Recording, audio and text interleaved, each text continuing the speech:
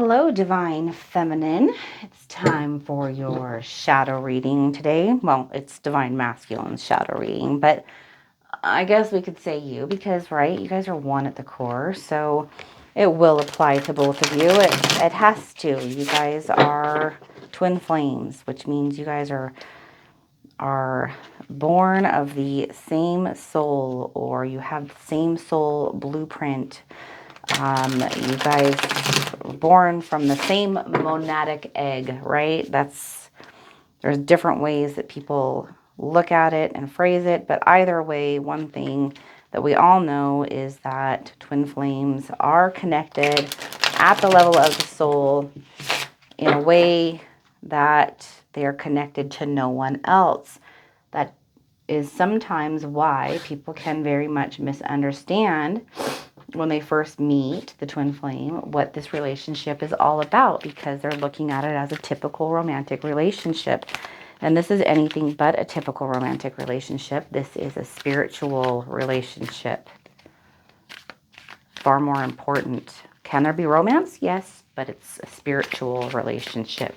That's what it is. So, all right, first card here today. And if you haven't already, please like and subscribe. If you've not signed up for notifications, please do that as well. It really helps us with all of our algorithms and to be able to reach more twin flames. And that is our goal. We want to help everybody in the community as much as we possibly can. We've all been through it. You guys know how difficult it is. And so if you like what we're doing, you respect it, please like and subscribe. Okay, so the first card here is, what do you need to accept? I guess, what does Divine Masculine need to accept? We're going to put our Merkaba here in the center. What does Divine Masculine need to accept right now in the relationship? And for this, we have, I shouldn't even call it relationship. Let's call it connection, right? Connection's better. Relationship, the mind gets all, stuck on certain ideas of what it should and shouldn't look like, and it tries to project a bunch of stuff on us. Well, we're going to call it a connection. So what do they need to accept? Now, again, this is a shadow reading, so this is stuff that Divine Masculine may not be completely aware of. We have King of Pentacles. So they need to accept that they don't know everything first and foremost, but then they need to go within and really look at themselves. They need to take full responsibility, like radical self-responsibility for the things that they have and the situations that they've gotten themselves into. This is extremely important for your Divine Masculine, because they cannot grow until they take responsibility for the behaviors and the mind patterns that got them to where they're at right now. And so they may be acting strangely at different times from your perspective, Divine Feminine, but it's as a result of them actually going through some pretty deep inner changes where they're finally starting to have some introspection on who they are and what they actually want. And they're not really following, I guess, what you would consider a typical pattern in a relationship with someone. And that's because this isn't a relationship, it's a connection. It's a spiritual connection that causes, massive change and growth for both parties. What does Divine Masculine need to forgive? What do they need to forgive? Ooh, interesting. We got the Tower. So there's something big that Divine Masculine needs to forgive. And it's probably really, really hard. This card stands for change, ruin, a complete upheaval of your life in order to completely redirect you. It's like a 180, right? Going in the opposite direction. Something really, really difficult has happened in your divine masculine's life, probably by some kind of a karmic situation that has caused them to completely just like everything to just fall apart. And it's like starting from ground zero for your divine masculine. And they need to forgive, not forget. We don't forget. Okay. Forgiveness is for them. It's for your divine masculine and not for whoever hurt them. That's the truth. Because your divine masculine shouldn't be carrying around hatred and anger and pain. They're the ones that are going to suffer as a result. So they need to heal something within themselves to understand why the lesson was given to them so that they can forgive the situation and not carry that hatred and anger around with them anymore. But that doesn't mean they're going to want anything to do with the person that hurt or injured them. Okay, that doesn't mean that. That's just that there's something deep in divine masculine that needs to be healed. It could even be like family stuff, like maybe a parent or, a mother or a father or a sibling. Somebody has really harmed divine masculine in their past. It may be many things actually. That's kind of more of what I'm getting is it's several things, kind of like a domino effect that a lot of layers are going to need to be peeled back for divine masculine to be able to heal from that. What do they need to release? What do they need to release? This probably has a lot to do with forgiveness. For this, we have the Magician in reverse. So there is a scattered energy. They need to release ruminating thoughts. The ruminating thoughts from whatever has been ailing them and causing them pain is creating like a really fragmented and chaotic life for them. They can't concentrate.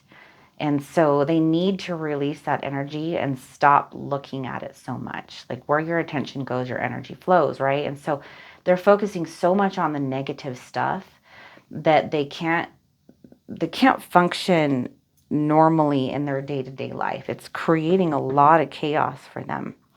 They're really focused on a lot of mind stuff. And, Eckhart Tolle says suffering is only necessary until it no longer is. That's going to apply in this situation for your divine masculine. They desperately need to heal from some things that have happened to them by letting that stuff go. Just letting it go, forgiving it and just moving on. You can't change the past. You can't, but you can learn lessons from it and then you can forgive it and let it go. And that's what your divine masculine needs to do. What can they learn? Again, these kind of continue to keep on following each other. So what is it that they can learn from the situation that will help them to move on and to let it go? We have Queen of Pentacles. So they can take this stuff that has happened to them and learn to use it to their benefit. Going through great difficulties oftentimes creates massive depth and wisdom within souls. And your divine masculine can take all these things that have happened to them that like knock them down. They can get up and they can get up stronger, wiser, better, and able to help others as a result from their own experiences. This is really kind of reminiscent of the hero's journey, which the tarot cards are a representation of the hero's journey or the fool's journey, right? We're all on one. So your divine masculine needs to become the hero of their own journey, just like we do. And take the positive and the negative and recognize that there's value on both sides. And then that's going to create a massive amount of wisdom. And so they'll see that these things, even these negative things were given to them with value and purpose to teach them something. Where can they seek healing and recovery? Where can divine masculine get a little solace? Justice. So with this card popping up in this like slot right here, spirituality, learning how the universe works, is something that would be very beneficial for your divine masculine. Whether they're in a place in their life where they're willing to even look at or listen to any of that kind of stuff, that's another thing. But it would greatly benefit them to take some time out and give some time to themselves to seek truth, to learn to understand how the universe works and their relationship as a soul to the universe and to the world of form and matter. That is something that, as you transcend divine feminine and go through this process, you'll start to notice that your divine masculine is doing it too. Now, they may not be consciously aware of it. They may not even start studying things the way that you do or learning things the way that you do.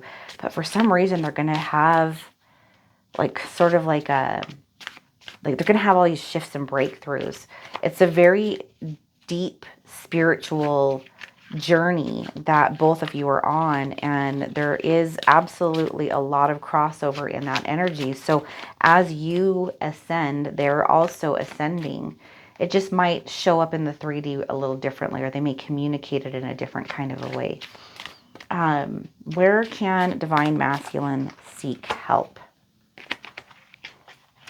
Two of Pentacles. They're going to have a couple of different options to seek help. Their, source is going to send specific people, catalysts, karmics, different people to teach divine masculine the lessons that they need in order to ascend. And the universe gives us what we need to evolve in order to prepare us and guide us towards what we truly want and desire, so that we can take on that frequency and, accept that kingdom that's already been created for us. We just have to get into alignment with it. That's the whole purpose of the twin flame journey. And so divine masculine is going to have several options for that that are going to surface. Different people are going to help them along their path and along the way. So your divine masculine is going through a massive transition right now that is leading them to alignment. And that is really good stuff right there. All right, so I'm going to give you guys a number for today. We have 6, 7, 8, 9. 9 again, right? 63, 36, or 9. So that is your number for the day. Let me see. Which oracle cards do we want today? Let's go with my, oh shoot, I don't know. Why am I not knowing which one I want to use here? Okay, I'm just going to go, I had a little thing right here. I don't know why I was feeling torn, but we're going to go with this one. I haven't used it much. That is my Viking Oracle deck. So let's see what this shows us, what this adds to the reading. I love the Oracle cards. They always coincide with the reading. Universe, God, Source. It's amazing, and it works through miraculous and beautiful ways. So, all right, let's get a card here. Oh, it's stuck. Come on, don't be sticky. There we go. Let's see what this one says here. The Norns. Let's see, 39. The Norns. This will be interesting. Let's see what it says. While there may be things that are fated, still our will and energy can alter them. We all receive gifts from the divine at birth, which we can develop or ignore. The kingdom that's already built, right? We can align with it or we can choose not to. Focus and energy must be put towards a task if it is to be successful. The thread of life shimmers in the dawn. It is woven by what was. It is entwined with what is, and plated with what will be.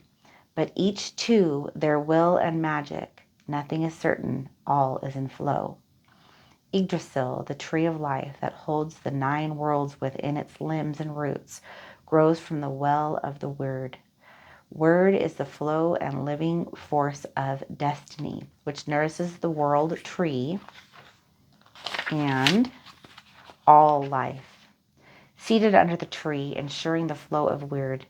It's WYRD, by the way, the word.